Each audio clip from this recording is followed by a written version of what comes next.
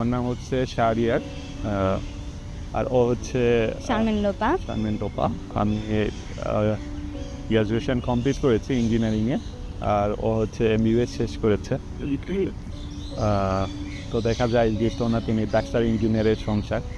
তো আমাদের পরিচয়টা ছিল হচ্ছে স্কুল লাইফ থেকে।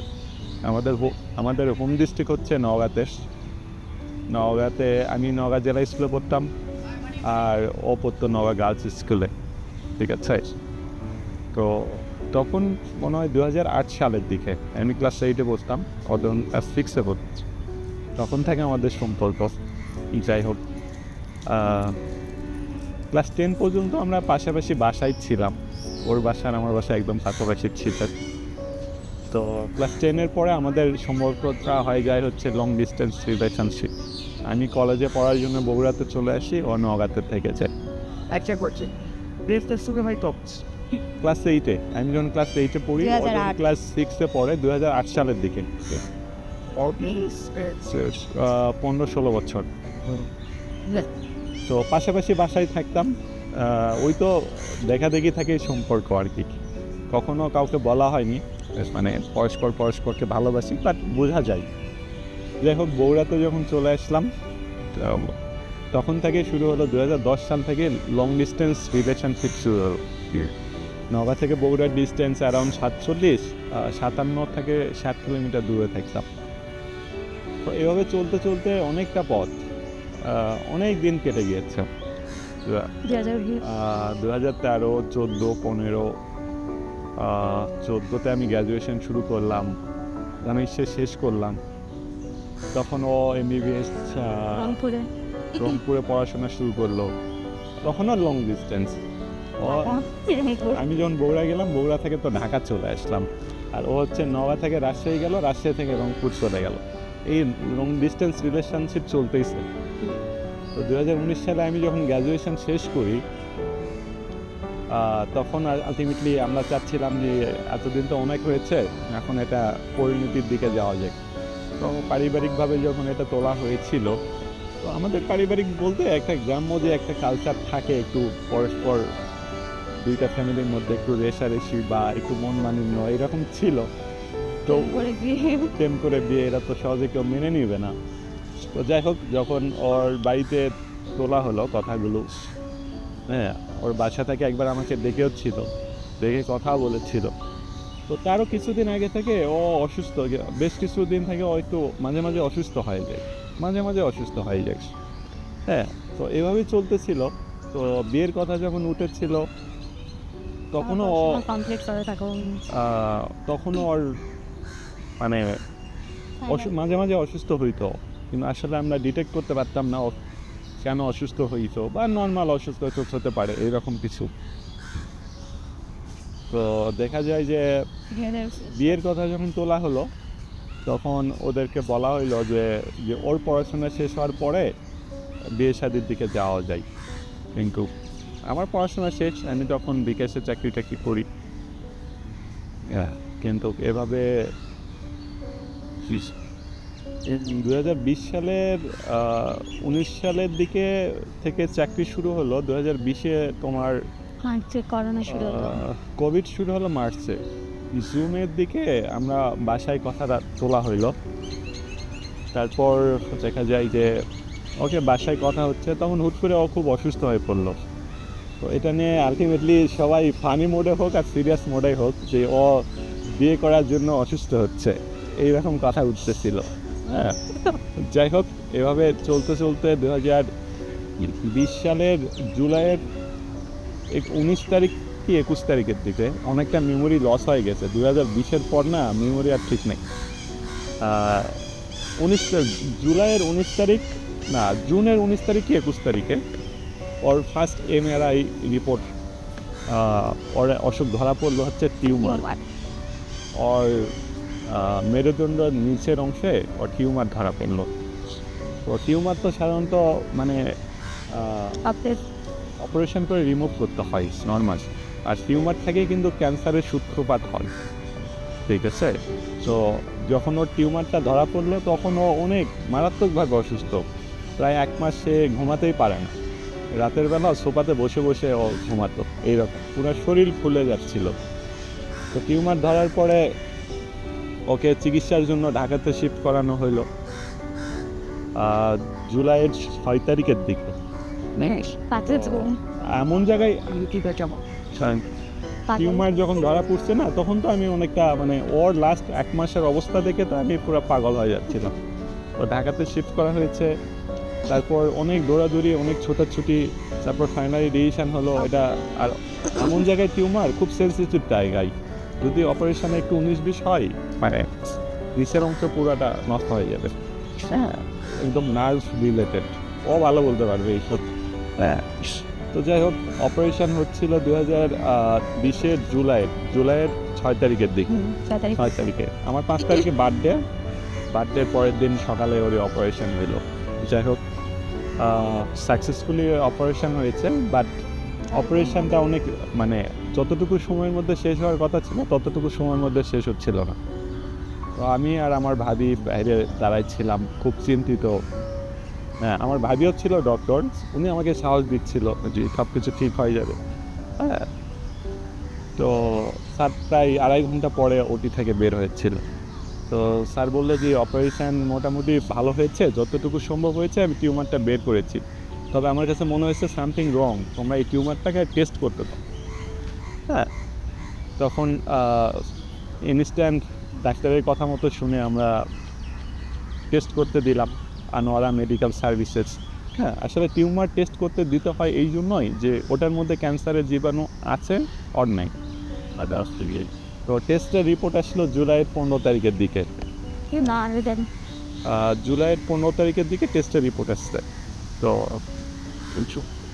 ওই রিপোর্টটা দেখে আলটিমেটলি উইং সার্কোমা, আমি তো এটা বুঝি না উইং সার্কোমা কি। তখন আমার ভাবি আমার দিকে একটু মানে মন খারাপ করেই তাকায়। হ্যাঁ, তারপরেও উনি পরক্ষণেই মানে ওনার এক্সপ্রেশনটা চেঞ্জ করে যে নাথিং ইজ ইম্পসিবল, এখন সব ধরনের ট্রিটমেন্টই চলে আসছে।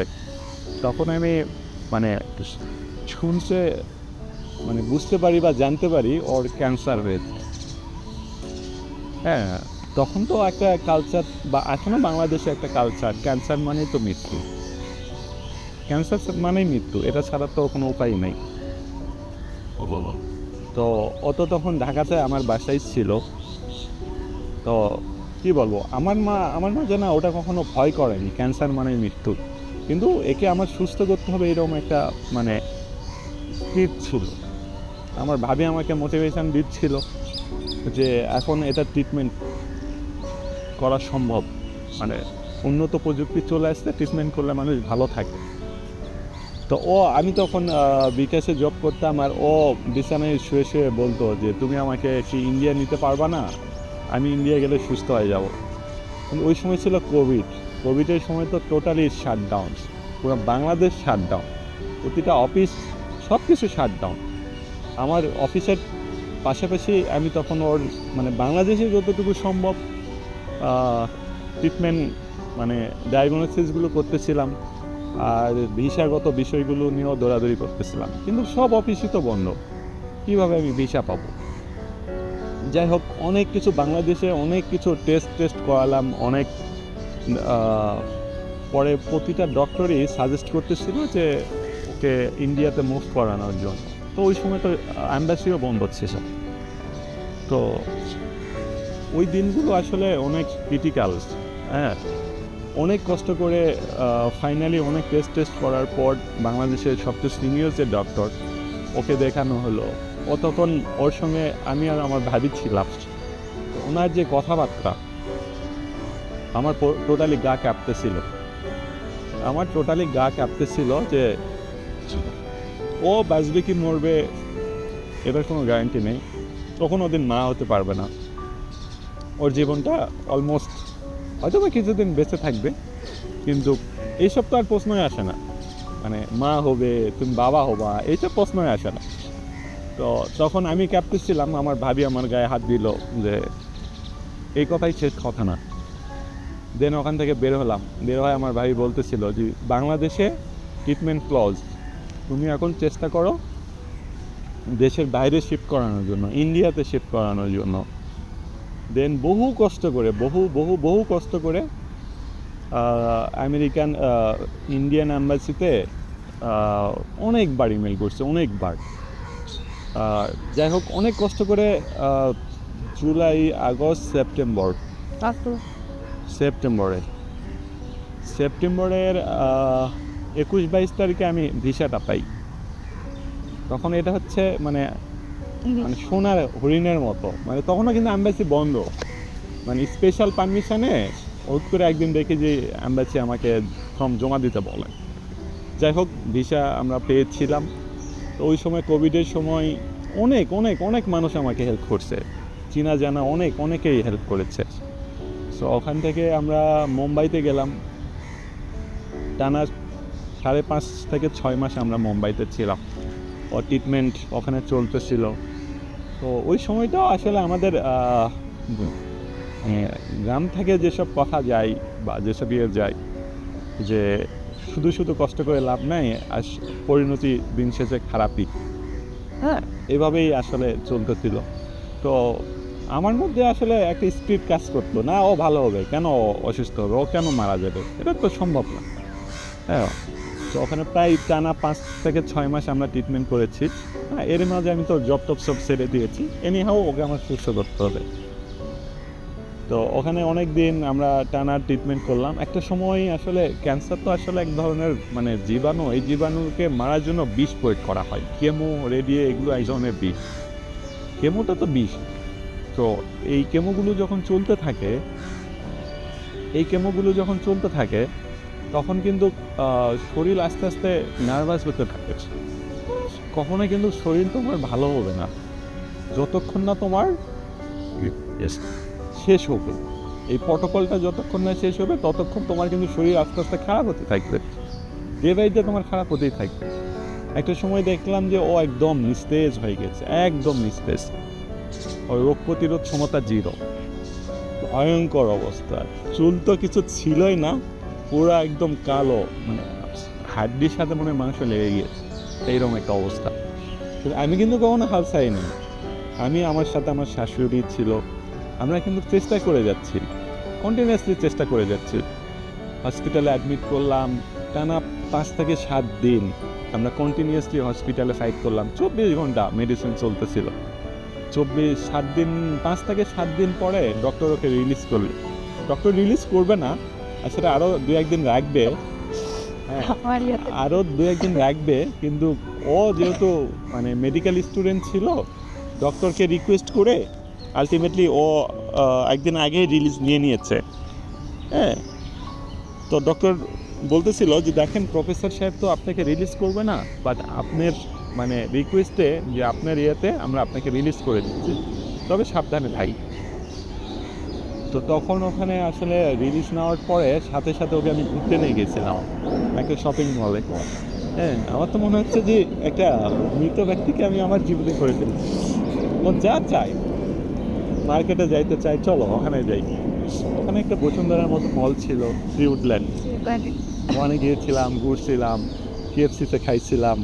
হ্যাঁ, খাওয়া দাওয়া করে বাসায় আসলাম। তারপর থেকে এই যে ট্রিটমেন্ট, অতটা শরীর আর খারাপ হয়নি। প্রায় টানা 1.5 বছর আমরা ট্রিটমেন্ট করালাম। একটা সময় 2021 সালের 19 আগস্ট লাস্ট কেমো ওর শরীরে প্রবেশ হইল, রেডিয়েশনগুলো শেষ হয়ে গেল। ওই সময়গুলো না আমাদের কাছে একদম পুরো ভয়ঙ্কর ছিল, পুরো ভয়ঙ্কর। ইন্টারেস্টিং পার্ট হ্যাঁ, মানে ভয়ঙ্কর অবস্থা ছিল। যাই হোক, ওখান থেকে ও কাম ব্যাক করলো। কেমোগুলো শেষ হওয়ার পরে দেখা যাচ্ছে যে লাস্ট 1.5 বছরে ওর যত শরীর খারাপ করতেছিল, ও কেমো শেষ করার পরে আস্তে আস্তে সে কাম ব্যাক করতে শুরু করলো।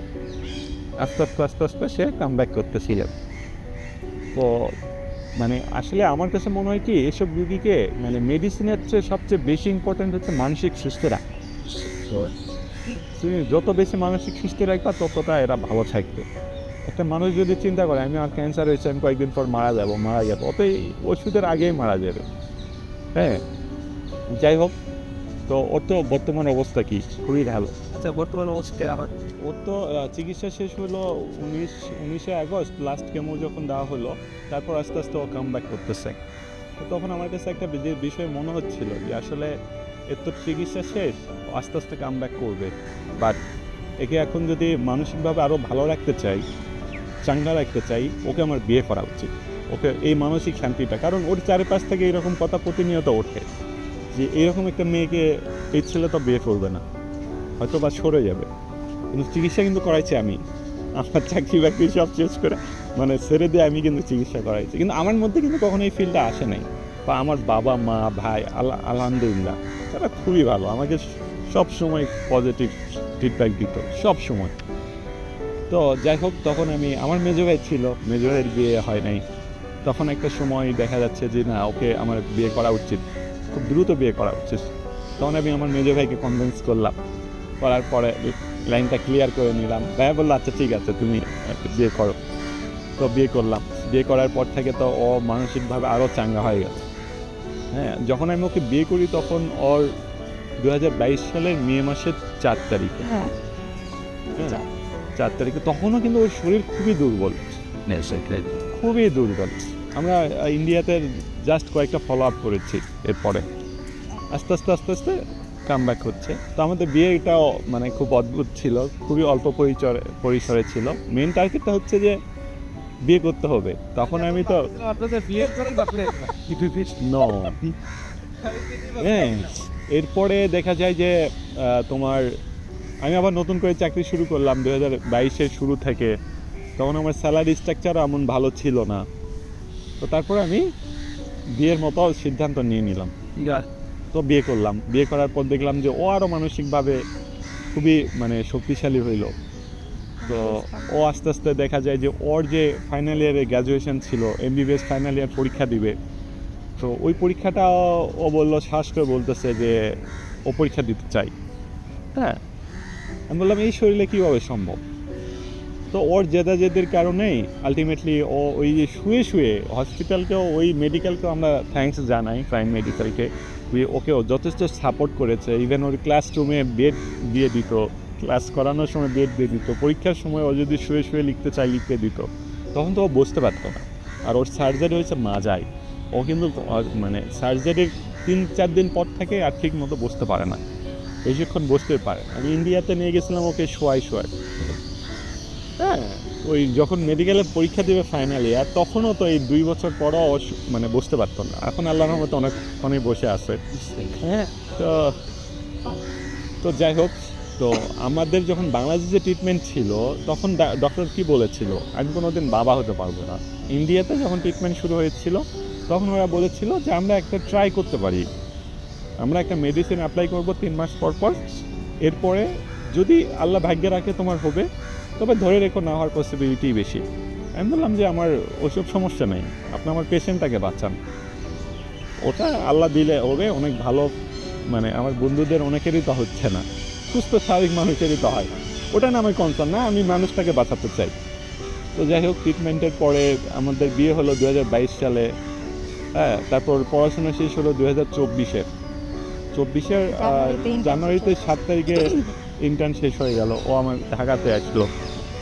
ঢাকা আসার পরে দেখা যায় যে মানে আমাদের কাছে না অপ্রত্যাশিত, মানে ও যখন প্রেগনেন্ট হইলো, ও যখন আমাকে বললো প্রেগনেন্ট, মানে আমার কাছে না আকাশ ভেঙে পড়লো। কারণ আমি ওকে বিয়ে করছি, চিকিৎসা করেছি, বা এরপরে যে আমার নিজের একটা প্ল্যান, নিজের লাইফের একটা প্ল্যান, কখনো এই জিনিসটা ছিল না। আমি জানি কোনোদিনও আমি হতে পারবো না, কোনোদিনও হতে পারবো না। কিন্তু ও যখন আমাকে বললো তখন আমি অবাক, সিরিয়াসলি। হ্যাঁ, ডক্টর চেক আপ যখন করালাম তখন তো দেখা যাচ্ছে যে ওর পজিশন প্রথম দিকে মানে একটু জার্নি হচ্ছিল, তো একটু সমস্যা ছিল। তারপর 7 দিন বা 10 দিন রেস্টের পরে একদম ক্লিয়ার। এই তখন থেকে এই আজকে অবধি অলমোস্ট 9 মাস হয়ে যাচ্ছে আমাদের, মানে নেক্সট মান্থে 17 তারিখে আমাদের ডেলিভারি ডেট। এখন পর্যন্ত ওর ফিজিক্যালি 100% ফিট। নর্মাল একটা মেয়ের যেই প্রেগনেন্সি পিরিয়ডে যত প্রবলেম হয় আর কিছুই হয়নি। ইভেন লাস্ট চেক আপে ডক্টর বলতেছিল যে তুমি কি নর্মাল ডেলিভারিতে যাবা নাকি, কারণ তোমার মানে অবস্থানগুলো সব একদম ভেরি গুড। কিন্তু ওর সার্জারির কারণে যেহেতু মাজায় সার্জারি, এই জন্য আমরা আর ওদিকে যাব না, আমরা সিজার করে এটা নিয়ে আসবো। তো এই যে আমরা যে আজকে ওর মানে আমাদের নেক্সট অতিথি আসতেছে, এটা আমাদের কাছে কিন্তু মানে সৃষ্টিকর্তার কি না পারে, বুঝছেন? মানে কি বলবো, মানে এটা তো আমরা প্রত্যাশাই করিনি যে আমাদের এরকম কিছু একটা হবে, আমাদের সংসারেও মানে আলোকিত হবে, কেউ এসে আলোকিত করবে। এমনিতে কিন্তু আমরা দুইজন খুবই হ্যাপি, মার্শাল্লাহ। আমাদের মধ্যে ঝগড়াঝাটি খুবই কম, ঝামেলা খুবই কম, ন্যায় বললেই চলে। বিশেষ করে 2014 পর থেকে ন্যায় বললেই চল। আমরা দুইজন যথেষ্ট এনজয় করি, যথেষ্ট ভালো আছি, ভালো থাকি। কিন্তু আজকে যার জন্য আমরা ফটোশ্যুট করতেছি, এটা যার জন্য, সেটা কিন্তু আমাদের কাছে একদম স্বপ্নের মতো। এটা মানে আমাদের লাইফটা কিন্তু স্বাভাবিক ছিল না, বা এখনও স্বাভাবিক নাই অনেকটা। কিন্তু ডে বাই ডে আল্লাহ তাআলা আমাদেরকে মানে একদিকে যেভাবে আমাদেরকে কষ্ট দিয়েছে বা পরীক্ষা করেছে, ঠিক বিপরীত দিকে রিভার্সে আমাদেরকে লাইফটা এখন নর্মাল করে দিচ্ছে। ঠিক আছে, আস্তে আস্তে আল্লাহর রহমতে আমার মনে হয় যে দোয়া করো সবাই যে ওর ভালোর মতো যেন বাচ্চাটা হয়, আর ও যেন ভালো থাকে। অবভিয়াসলি ও যেন, কারণ ও আমার মানে কি বলবো, সাধনা কি, ও তো আমার মানে আমি ওকে মানে সাধনা, তো সাধনার উপরে কিছু থাকলে সেটা ঠিক আছে।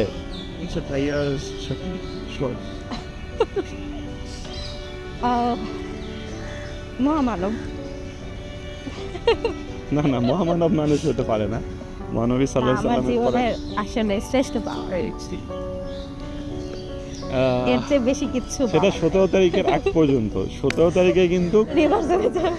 আমাদের লাইফের সবচেয়ে সেরা গিফট দিবে সৃষ্টিকর্তা, যেটা আমরা কখনো চিন্তাও করি নাই। হয়তো বা তাকে 2024, 2020, 21, 22 এটা তো আমাদের কাছে একদম কি বলবো ভয়ঙ্কর একটা সময় গিয়েছে। কিন্তু 2023, 24, বিশেষ করে 24-এ এসে আমাদের লাইফটা অনেকটা স্বাভাবিক হয়ে যাচ্ছে। এই বেবি পাওয়ার পর ইনশাল্লাহ আরও বেশি স্বাভাবিক হয়ে যাবে। হ্যাঁ, ওটা তো আর মানে মানে কে বলে না, ওটা হচ্ছে একটু ভালো লাগা। আমাদের ওই সময়টা তো ওই মানে ফোন ছিল না, কিছুই ছিল না তখন, অ্যাভেলেবেল না। তো ফোন দেখা যাচ্ছে আমার বাবার ছিল, ও মেসেজ দিত, জানতাম না যে ও মেসেজ দিছে ওইটা আমাকে। আমি ফোন ধরলে তো কথা বলতো না। এগুলো অনেক কাহিনী, এগুলো কাহিনী আসলে বলে শেষ করা যাবে না। প্রেম কাহিনী বললে, বিশেষ করে 2020 থেকে 20-এর আগেও তো আমাদের বিশাল একটা চ্যাপ্টার আছে, অনেক, প্রায় 12 বছরের একটা চ্যাপ্টার আছে। হ্যাঁ, 8 থেকে 20, 12 বছর। 20 থেকে যদি এই দিকে আসা হয়, বিশেষ করে আমরা যাকে নিয়ে এই আয়োজন, তাকে নিয়ে যদি কথা বলি, এটা আমাদের কাছে স্বপ্নের মতো, এটা স্বপ্নের মতো। প্রায় 12 বছর গেছে সব মিলিয়ে 8 থেকে 24, 15-16 বছর। আমরা বেশ কিছু সময় শুনি যে যেমন অনেকের কাছে শুনি যে মানে একটা মানুষ হিসাবে এত দীর্ঘ সময় থাকলে তার প্রতি অনীহা বা একটা অবহেলা চলে আসে।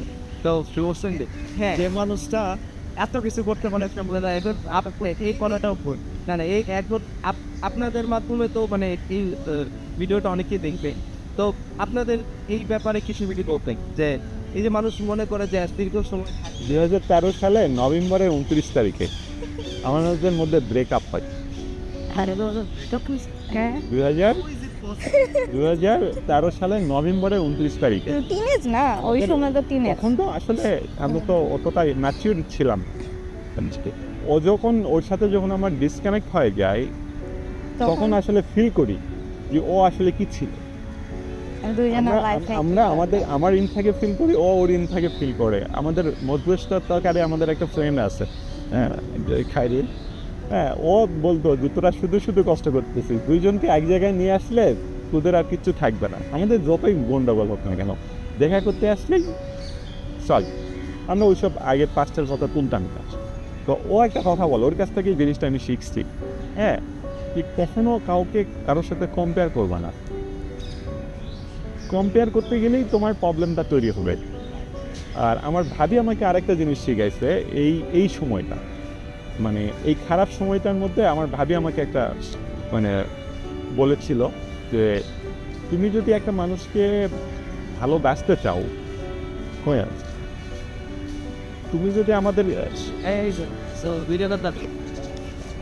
ভাবি আমাকে একটা কথা শিখাইছে যে তুমি যদি কাউকে 100% ভালো বাঁচতে চাও, একটা মানুষের কখনোই 100% ভালো হতে পারে না।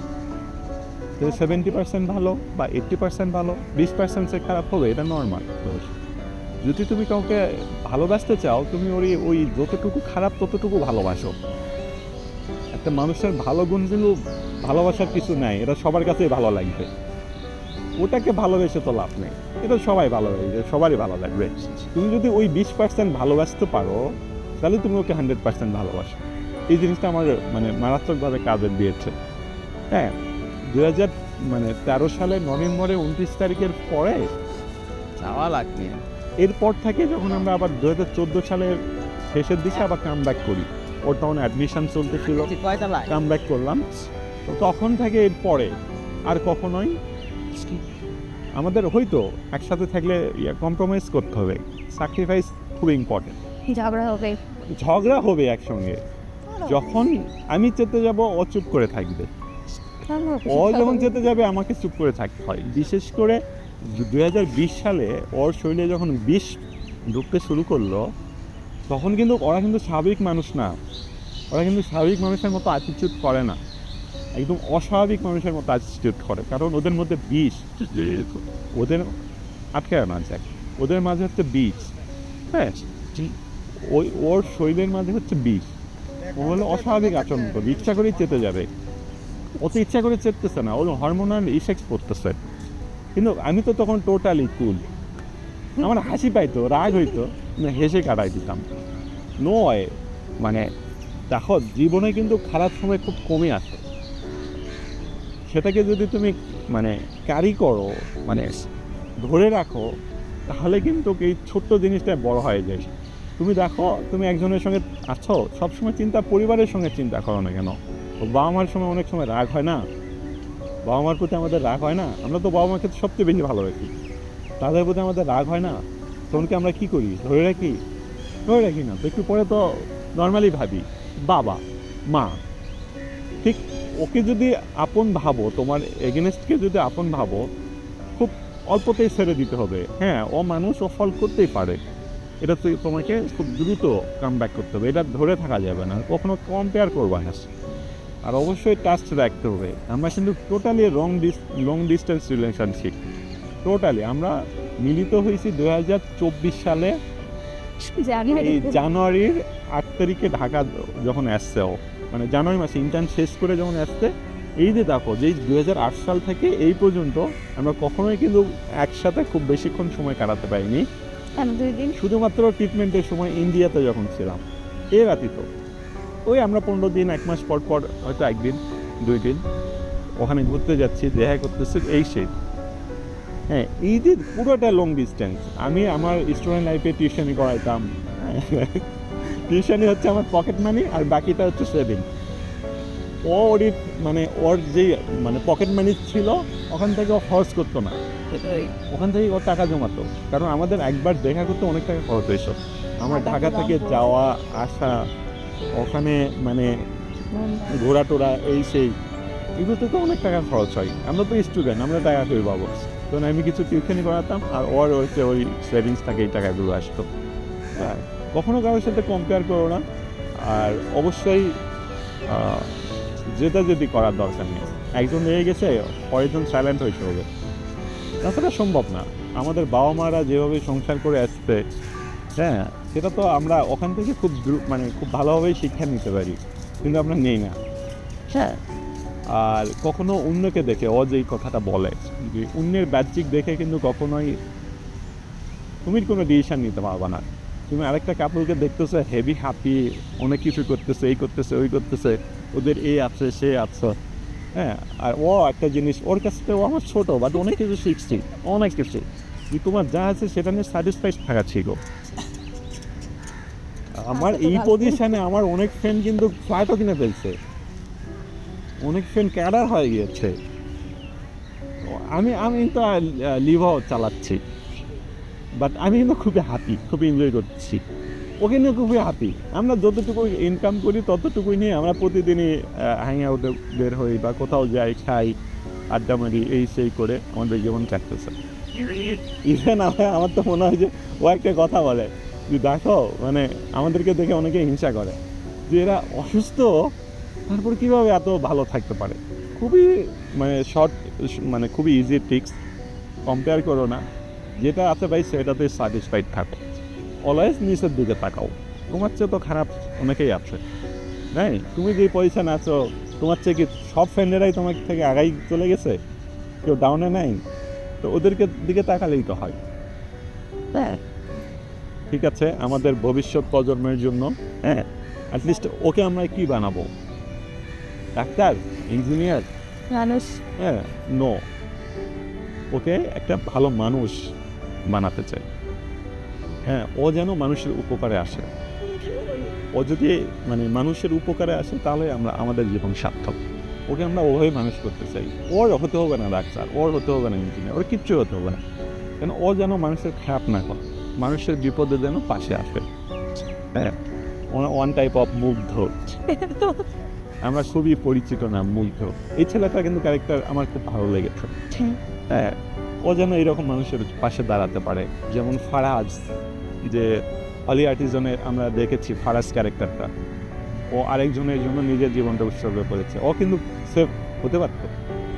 হ্যাঁ আমি চাই আমার ছেলে ওই রকম কিছু হোক, বা আমার সন্তান ওই রকম কিছু হোক, মানে ভালো, ওর কিছু বিখ্যাত কিছু হতে হবে না, ভালো মানুষ হোক, এই এনাফ। হ্যাঁ ঠিক আছে, তুমি কিছু বলবা?